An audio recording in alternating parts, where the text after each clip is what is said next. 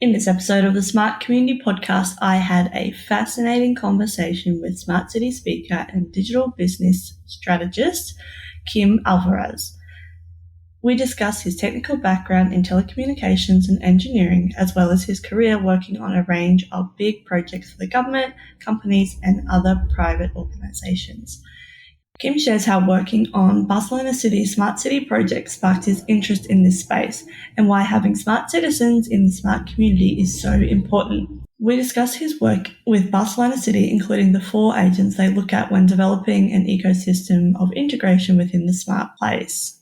Kim also talks about his upcoming 5-city tour of Australia, where he will share more information about his work with Barcelona City and teach his own methodology of developing digital projects.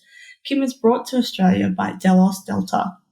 Finally, we talk about emerging trends and why it's so hard to predict the future. As always, I hope you enjoy listening to this episode as much as I enjoyed making it. Welcome to the smart community, smart regions, smart towns, and smart cities. It's where we live, work, and play. With smart communities, the future starts today. Big data, smart mobility, emerging trends galore. The Smart Community Podcast is what you're looking for. Just before we get into the episode, I wanted to let you know that you can now support the Smart Community Podcast via Patreon. That's patreon.com/smartcompod with 2 M's. If you become a patron, you'll get a special episode each month exclusive to supporters. Thank you so much for your support so far. It is my dream for the podcast to be self-sustaining so it can continue to be produced for my smart community no matter what the circumstances. Enough from me, on with the episode. Hello, Kim. How are you? Hello. Very good. Thank you very much. That's awesome to hear. Let's jump straight in. And can you tell us about your background and what you're passionate about? My background basically is a technical background. I'm an engineer in telecommunications, and all my professional background is based in software development with digital applications for 20 years now. And I have been always working for big companies, developing big projects, mainly for governments and big and private organizations. And, for example, I started working with Ethos Origin, developing the software for the Olympic Games. Actually, and very funny, it was the Olympic Games of Sydney 2000 when I started working. Oh, wow. Yeah. And later I started working for a big private German multinational organization where we were developing the ERP software solution, like, for example, SAP, that you might know. Yep, I know the one. Exactly. So ERP stands for Enterprise Resource Planning, right? And for those who doesn't know what I'm talking about, typically is about a suite of integrated applications to manage the core business of a business. And this is the basic idea that can be used also for the city and to manage all the fields of the city. After that, I have been working for T-Systems. T-Systems is a subsidiary of Deutsche Telekom, and I have been working for them like 8 years. And my main client, it was the national and regional government of Catalonia. And I work for all the departments such as education, culture, work, economy and taxes, health, tourism, social, and not only developing the vertical solutions for each department, but also developing common shared services like common models to develop applications, to send communications, to public electronic notifications, for example, for citizens, and basically modules that all the departments need to do the basic ingredients of a recycle to make the vertical solution. After that, after working for the systems, that is basically a technology company, I started working for Deloitte. I don't know if you know Deloitte. Deloitte is one of the biggest consultancy firms. Yep. And I work as a manager for health and public services, where I had the chance to develop projects again for the government, but this time from a higher and more holistic and strategic point of view of the development of the digital solutions for the government. And it was very interesting for me because from that point of view, I had to be, for example, completely updated with the daily news that happens to my clients, basically the government, to propose them solutions to solve the problems where they were involved in each moment, each situation, right? After that, I was hired for the Barcelona City Council. And I think that this is where it comes from, my passion for the smart city projects, because I was hired to lead one of the 12 smart city projects of the city at that time. And actually, it was the Apps for BCN project. Apps for BCN stands for Application for Barcelona. It's one of the typical projects that you have in a smart city. Like, for example, you have like Apps for Amsterdam also, or Apps for New York. And the mission of this project, you will like it very much, because actually is managing the community, but this time for the entrepreneurship point of view. So the main mission of the Apps for VCN, it was to transform Barcelona from a humble point of view, like Silicon Valley when it comes to develop digital solution. And how we would do that? First of all, using the digital technologies to improve the quality of the life of the citizens and the visitors of Barcelona, promoting the use of digital applications as a new relationship channel within a smart city, and transforming Barcelona as a laboratory to all the community of entrepreneurs here in Barcelona to develop the new digital solutions and become international showcase to promote the new solutions internationally. So finally, the mission is to boast Barcelona as one of the leading innovation cities all over the world when it comes to a smart city solution. Finally, I have been hired again for Deutsche Telekom to help them in the digital transformation process, not only internally, but also externally with the clients. So as you could see, all my technical background, not only in the university, but also my professional background, is based on the development of digital technologies now. And I'm having found now professionally spreading the word of all the experiences that I had about these fields. And this is one of the things that I'm going to do in March this year, that I'm going to make a tour in 5 cities of Australia, in Brisbane, Sydney, Melbourne, Adelaide, and Perth. And I'm going to be there to share the experience that I have with the city of Barcelona, and also to explain a little bit what is my own methodology that I have developed through all these years about how we can develop these digital projects in a more easy way. Wow. So much there. I also have a bit of a note here to ask you about your background outside of smart cities, that you were a national swimming champion at one point. Well, this is another life that we say, no, here. Yep. So yeah, I was swimmer. The fault is of my father, that he was a trainer. He was a national trainer, and I was the son of the trainer. Okay. So yeah, I was a swimmer. I was a champion of Spain, and I was with the international team. Actually, I had a scholarship to participate in the Barcelona Olympic Games in 1992, but I gave up earlier, to tell the truth, because it was a lot of effort and I enjoyed very much, but I decided that I better go to the university. So yeah, but this is an experience. This is another kind of experience that give you the culture of effort. You know what I mean? If you can say somehow, to work on projects or to work on your personal and professional life. No, excellent. I'll just go back to our questions here. You've spoken a little bit about what sparked your interest in this smart cities or smart community space. Can you pinpoint it to a particular moment in time where you went, wow, this is where I really want to work, or this is how I really want to work in this smart cities framework, or, you know, that you saw that it was really coming to life in Barcelona? Yeah, definitely. I can tell you, when I started leading this project, the Apps for Museum project, for me, it was amazing. And I'm going to tell you why. Because I was coming from that big firm, for example, Deloitte, that I had to sell 1 million projects every year. So my main project, my main objective, it was to sell in projects to my clients and my customers.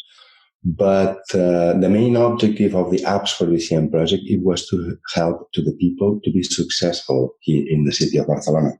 So I have to manage and deal with all the universities, private organizations here in Barcelona to see how we can use the power of the people, also not only of the organizations, to make this ecosystem really strong and to have the ecosystem as a really point of knowledge for everybody. And when you start working in a project that collaborative intention is the main objective of the project, you really see what is the power of the people, that they really want to share knowledge, they want to share ideas, and you can amaze with the power of the things that you can do together with all the people.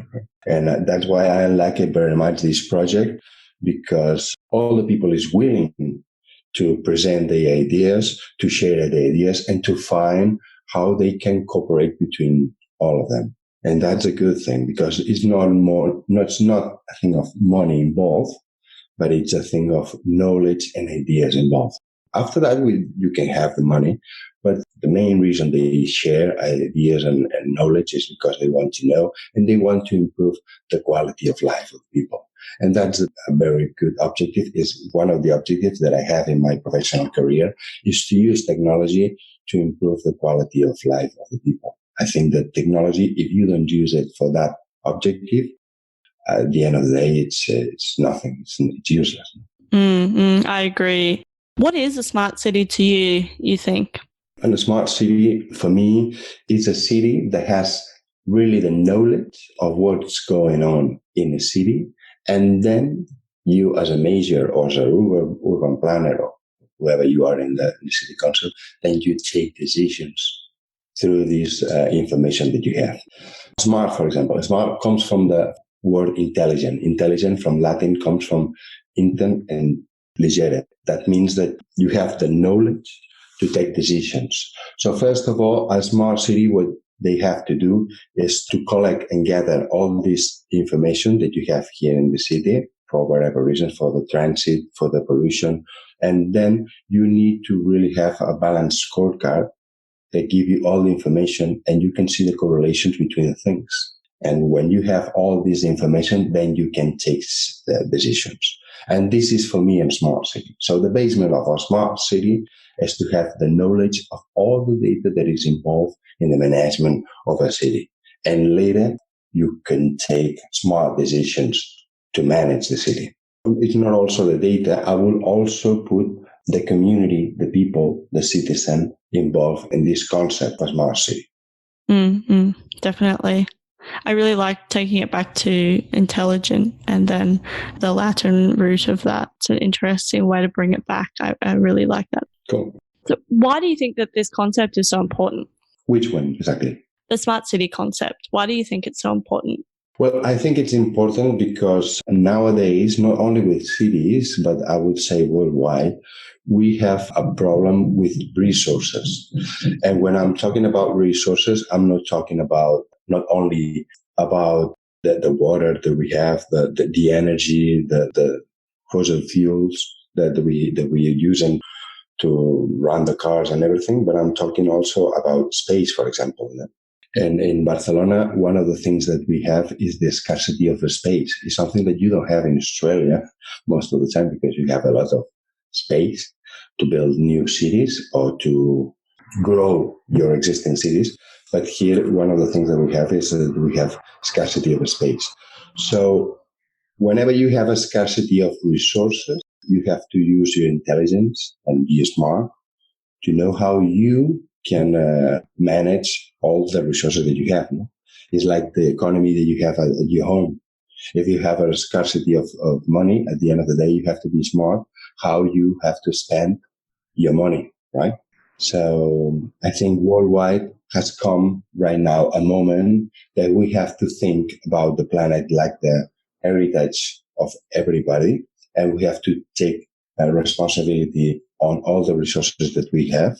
And we have to use them smart, not like the way we have been using it until now, that I would say that we have a culture of using things and throwing things away. And these kind of things we have to forget about it. It had been working until now, but now we have to think from another point of view, a point of view more smart about managing the resources. And that's why it's so important, the smart city project. And also, when you look at the tendencies that they say that most of the people, or 75% of the population, is going to live in cities.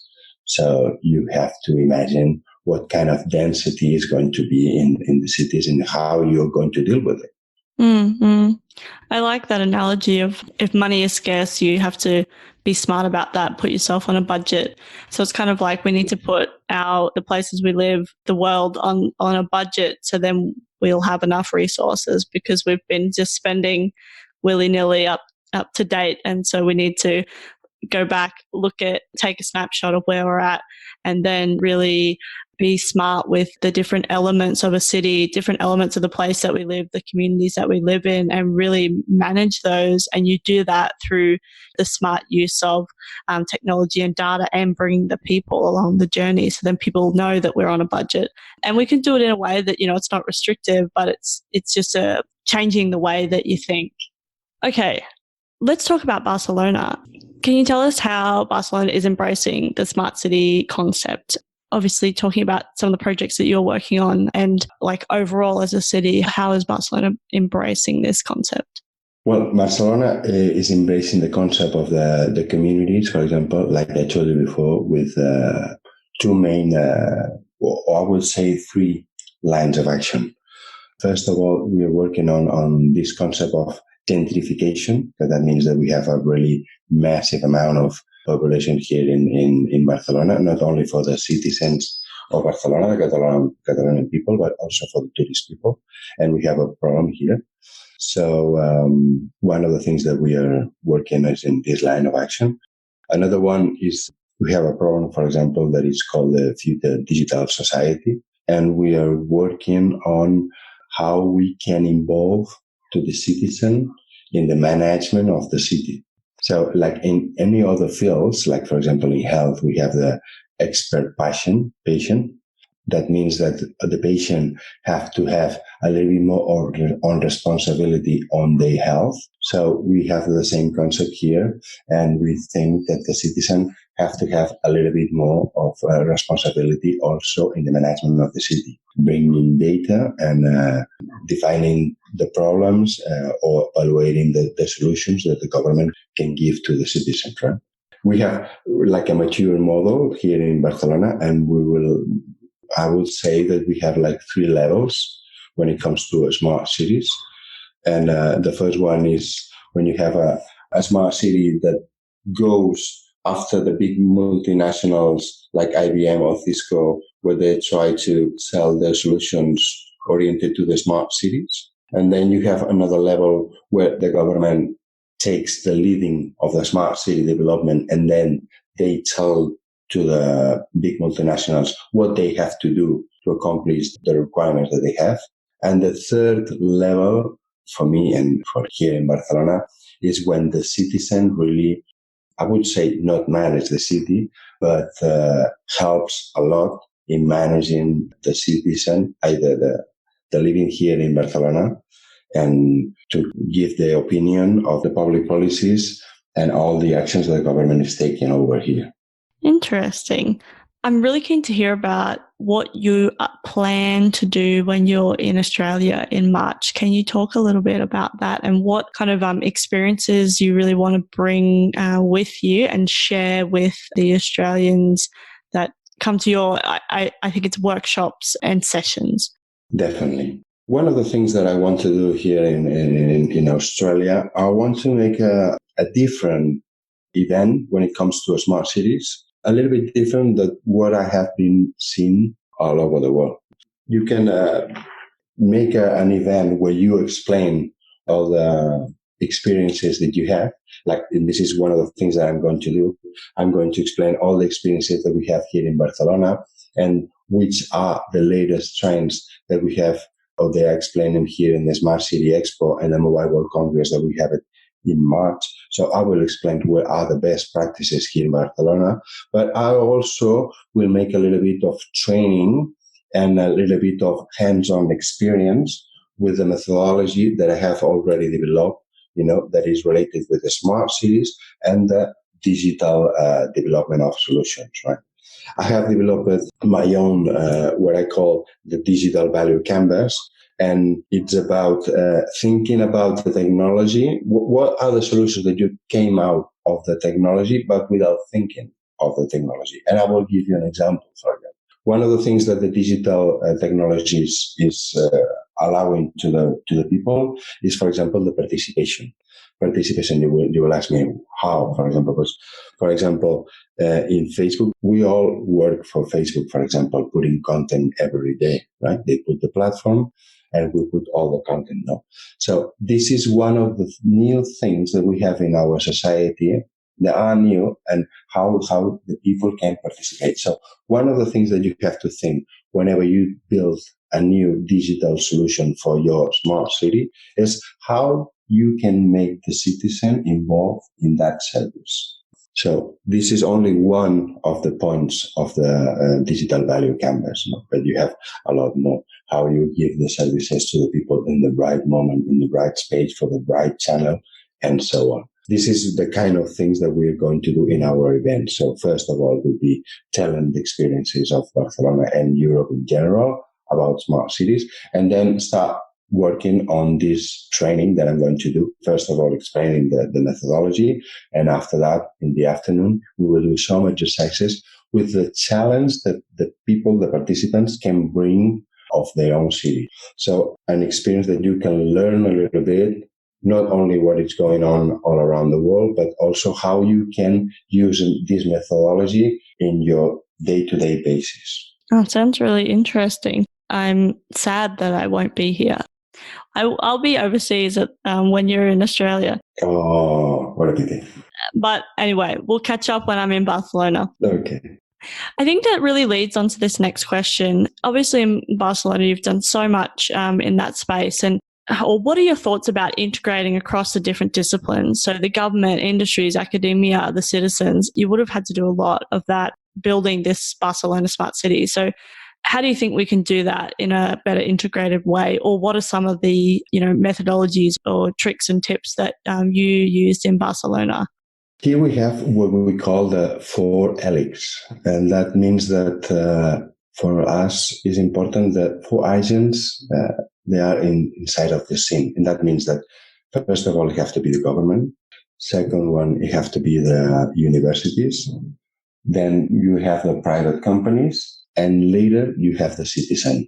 And you have to manage all these agents in an ecosystem to work all together. And I think that, first of all, what you have to clarify is the role of each one of them. And first of all, the government, the main mission of the government is to put the rules on the table. And to put the rules on the table now is very, very important. And mostly when it comes up in the scene concepts like artificial intelligence. There is a lot of work to do with artificial intelligence when it comes to ethics and how you're going to develop this technology to benefit the citizen and not to be against the citizen. So first of all, it has to be the government that put the laws on the table.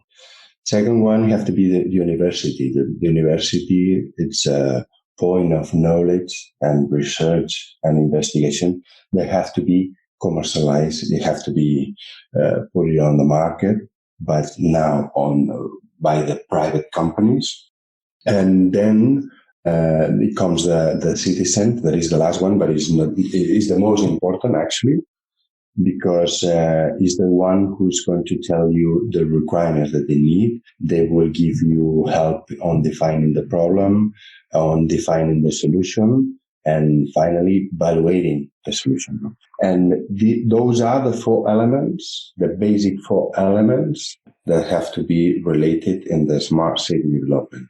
And they have to deal with all of them, and the government have to be in the middle of all this ecosystem together with the citizen. No, I like that. And I think it's so true. And I think once we realize that, we'll be able to kind of have in Australia, a more integrated approach when we do these smart city projects, or what I like to call smart community projects, because it's not necessarily just in the big cities. We have lots of projects and things happening in our regional areas as well. As you mentioned, we're such a large country. We have a lot of people still living in the regional areas, and there's lots of really smart stuff going on there.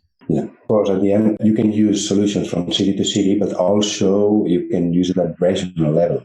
And mostly if it comes to urban transportation, for example, transportation in general, there are solutions, for example, like Hyperloop, for example, is a transportation solution that you can use it on the city, but I would say that you can use it also to communicate cities, right? So the smart cities solution, you can use it at regional level and at local level. What are the emerging trends that you think people aren't talking about enough at the moment? I would say that digital now is becoming a fast word, like a buzzword. I mean, like many other words, like big data, artificial intelligence, and all these things. But I think that in some years, all of these buzzwords, they will become a commodity, and the people, they will get used to use technology. And another trend is going to come that is related with biotechnology. I think this is really another revolution that is going to happen in our society, and is more related about health and the revolution with materials and all these things. And those are trends that still the people is not talking about. Now we are focused on digital and artificial intelligence, big data, blockchain, and all of these buzzwords that most of the people really doesn't know what it's all about, but all of them talk about. And but like I said, one of these days, one of these years, all of these technology is going to become a commodity, and the people is going to start talking about what they can do with this technology and the materials. And we will have what Richard Florida says, the creative class of citizens, when we have all the knowledge of the technology and what we can use, how we can use all this technology. At the end of the day, what we have is a creative society with the knowledge of technology. For example, look at when I started in the university studying engineering and telecommunications, what was the comment of the people? The thing that they said to me, I couldn't stand in front of the computer the whole day. That was the message that I had when I told to the people that I was going to engineer of telecommunications. Now you tell me who's the one who's not in front of the computer every day. It doesn't matter in what kind of field you're working with. Everybody's on the computer. So in the future, everybody will know how to use advanced analytics. Everybody will know how to use big data and artificial intelligence. The secret, it will come of the knowledge that you have in your own field. It could be health, it could be culture, it could be communications like you're doing now, but you will be an expert in artificial intelligence without knowing the founding of the technology. You don't need it. You only need the functionality of that technology, right? So all of the people will be expert in technology and they will use it in their own field. It's like, I guess, for podcasting, like for me, I do a podcast, but I don't know how all the bits and pieces, every single one, each of the components work or whatever. I just use it and no one's going to ask me. Exactly. You drive a car and I don't know everything about the engine. That's really interesting. I really like that. You cannot predict the future if you don't know which elements you will count in the future. For example, it was a study made in the early in the 19th, and they asked, how is it going to be in New York in 50 years? And at that moment, the cars, they didn't exist. And the result of the study, it was that the city of New York, it was going to be plenty of sheep horse, because they thought that all of the people was going to be with horses in the city. And because they didn't know there was going to be someone called Ford that was going to invent the car. So how they could pretend to predict the future without knowing about this invention of the car? It's really difficult, right? So nowadays, and that we have this exponential evolution of the technology, we don't know what kind of Facebook or what kind of technology or Hyperloop or what kind of technology is going to be in the future that is going to be a game changer, totally, So the only things that we could talk about is about the ethics and the law that we want to put on the table that will help us to build this future. I think this is the trend that we have to think about, the ethics and the law. To really shape the way that we want our smart communities to be. Exactly. It's been so great to chat with you, Kim. Thanks so much for coming on to the podcast, and I'm really looking forward to catching up in Barcelona. Thank you very much, and I hope to see you here in Barcelona if you cannot come to our events in March in Australia. We'll work something out for sure. I just have one last question, which is how can people connect with you? The people can connect me through LinkedIn, through Twitter, and those are the basic through vias that you can connect with me. No worries. We'll put the links in the show notes so people can click away and find you. Thanks so much again for coming on to the Smart Community Podcast. Look forward to talking to you again soon. Thank you very much to you for inviting me to speak here in your podcast. I like it very much, and it has been a pleasure to talk with you. Thanks so much. Talk soon. Thank you so much. Bye-bye. Bye. Thanks so much for listening to the Smart Community Podcast. Show notes for this episode and all other episodes are available on our website, mysmart.community. If you have any questions for us or any of our guests, you can email hello@mysmart.community or find us on the socials. We are on LinkedIn, Facebook and Twitter @SmartComPod. That's com with 2 M's. If you are enjoying the podcast, please leave us a rating and review at wherever you listen. This really helps us reach more ears, so thank you in advance. As always, I hope you enjoyed listening to this episode as much as I enjoyed making it.